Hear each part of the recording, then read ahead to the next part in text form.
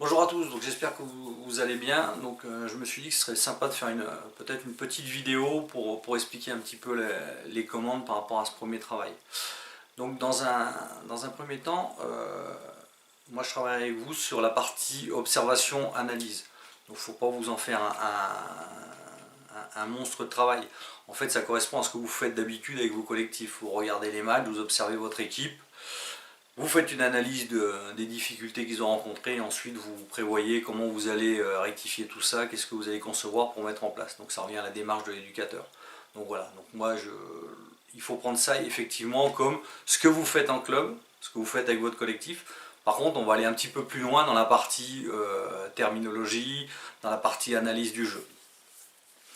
Moi ce que je vous conseille, je vous ai envoyé le pense-bête, c'est de travailler avec ce pense-bête, d'essayer effectivement de remettre un petit peu les connaissances, parce que là on a eu quand même une période qui était assez longue sans avoir mis un peu le nez dedans, donc de retourner un peu dessus. Si vous avez la moindre question par rapport à des rubriques, par rapport à des choses soit qui n'ont pas été vues durant les UF, parce que effectivement les UF ont été pas mal coupés, vous m'envoyez les questions par mail et moi je vous envoie.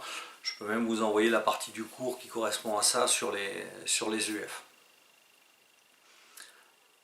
La partie observation, donc là je vous ai envoyé un cadenas rempli avec des explications. Donc là vous avez quasiment le détail de toutes les rubriques. Donc l'avantage de ce canevas, c'est que ça vous permet finalement de faire votre observation et de pouvoir le remplir au fur et à mesure. Pour le déroulé de l'observation, donc vous allez avoir les vidéos, je vais vous envoyer les vidéos. Je vais vous envoyer une commande. Sur cette commande, vous aurez l'équipe sur laquelle vous devez faire l'observation. Vous prenez cette vidéo et vous la passez plusieurs fois. Il n'y a pas de temps limite. Donc vous la passez plusieurs fois. Et ensuite, vous prenez le canevas, vous prenez l'aide que je vous ai donnée, le canevas vierge, et vous essayez de le remplir. Donc vous le remplissez du mieux que vous pouvez. Si vous avez des questions ou des interrogations, vous pouvez me les mettre dedans.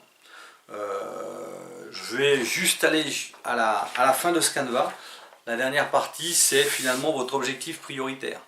Donc n'allez pas vous dire qu'il n'y a qu'une seule solution. Il y a une multitude de solutions sur les objectifs prioritaires. Si vous prenez 3 formateurs, vous les mettez ensemble, vous leur donnez une vidéo, les 3 formateurs ont une vision différente.